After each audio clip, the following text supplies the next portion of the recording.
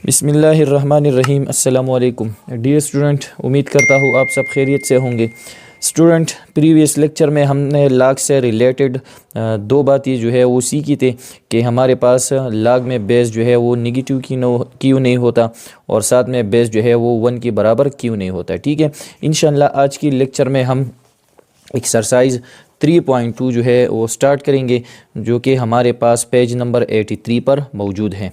तो एक्सरसाइज 3.2 में जो पहला क्वेश्चन है वो हमारे पास ये है, right the following in logarithmic form. हमारे पास ये इक्वेशन मौजूद है, एक्सपोनेंशियल फॉर्म में है। ठीक है, इसको हमने सिंपली लॉगरिथमिक फॉर्म में लिखना है। ठीक है, तो बहुत इजी क्वेश्चन है। इसमें जो पहला पार्ट है वो ये है कि 4 पावर 4 इक्वल टू 256। ठीक है, हमारे पास क्या है, सोल्यूशन में हम लिखेंगे 4 पावर 4 इक्वल टू 256। मतलब ये है कि 4 को हमने 4 टाइम मल्टीप्लाई किया है और इसका रिज़ल्ट हमारे पास क्या है, 256 है। ये हमारे पास एक्सपोनेंशियल फॉर्म है, इसको हमने लॉगरिथमिक फॉर्म में कन्वर्ट करना है। ठीक है, तो सिंपली हम लिखेंगे यहाँ पर कि इन लॉगरिथमिक फॉर्म। तो इसका लॉगरिथमिक फॉर्म जो है वो किस तरह आएगा।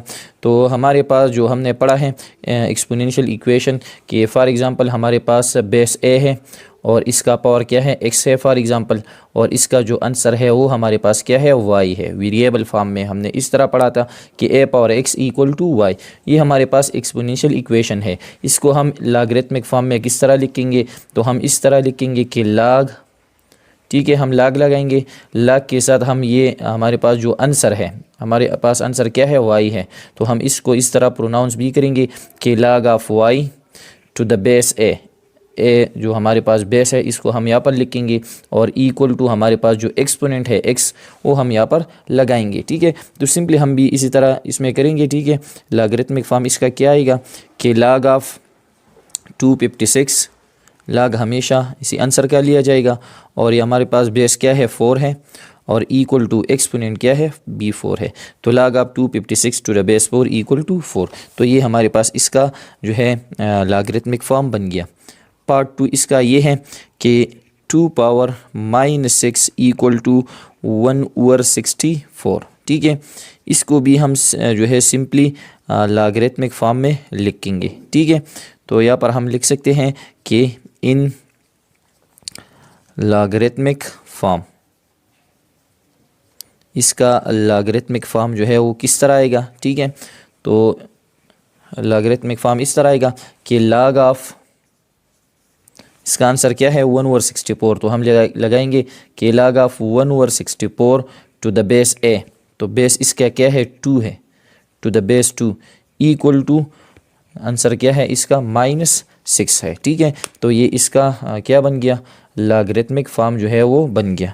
अब इसमें जो पार्ट 3 है वो ये है कि 10 power 0 equal to 1। 10 power 0 equal to 1। हमारे पास इसका मतलब है कि 10 का पावर क्या है, 0 है और इसका आंसर 1 है।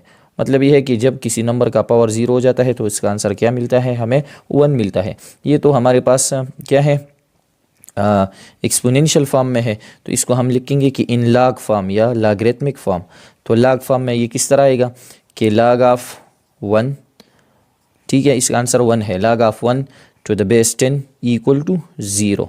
ठीक है, तो ये भी हमारे पास एक प्रॉपर्टी है कि लॉग ऑफ 1 हमेशा किसके बराबर होता है, लॉग ऑफ 1 बराबर होता है 0 का। ठीक है, फिर इसके बाद हमारे पास है इसका पार्ट 4। पार्ट 4 ये है कि x to the power 3/4 equal to y। इसको वेरिएबल में जो है वो लिखा गया है वेरिएबल फॉर्म में। ठीक है, कि x to the power 3/4 equal to y। मतलब ये है कि इस x का पावर, x एक नंबर है, इसका पावर 3/4 है और इसका आंसर हमारे पास जो है एक नंबर आ गया है, इसको हमने y से डिनोट किया है वेरिएबल में। ठीक है, तो इसको हम किस तरह लिखेंगे कि इन लॉग फॉर्म। तो लॉग फॉर्म में ये किस तरह आएगा, यहाँ पर हम लिखेंगे, तो हम यहाँ पर लगाएंगे कि लॉग ऑफ y, ठीक है, लॉग ऑफ y बेस क्या है 100 to the base x equal to exponent क्या है 3/4 है। ठीक है, तो ये था इसका पार्ट 4।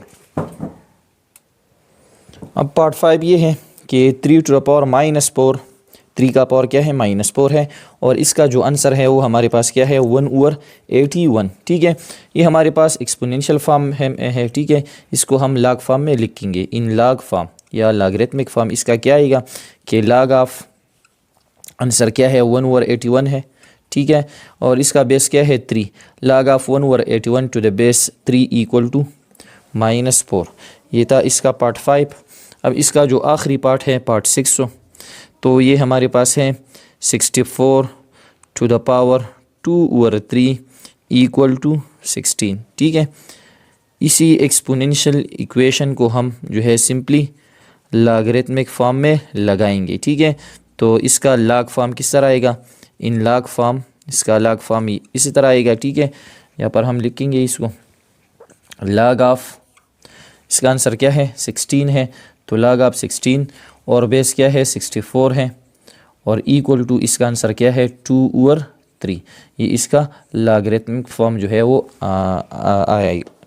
तो ये इसका क्या है, ये इसका लॉगरिथमिक फॉर्म आ गया। ठीक है, तो ये था हमारे पास क्वेश्चन नंबर 1, और इसमें ये 6 पार्ट्स मौजूद थे, और इस एक्सपोनेंशियल इक्वेशन को हमने लॉगरिथमिक फॉर्म में लगा दिया। अब हमारे पास क्वेश्चन नंबर 2 है इसी एक्सरसाइज का। तो यहाँ पर है right the following in exponential form. अब हमारे पास जो है लॉग फॉर्म में ये क्वेश्चन गिवन है। ठीक है, इसी को हम जो है एक्सपोनेंशियल फॉर्म में कन्वर्ट करेंगे। ठीक है, तो इसका जो पहला पार्ट है वो हमारे पास है log of 1/a² to the base a equal to क्या है -2।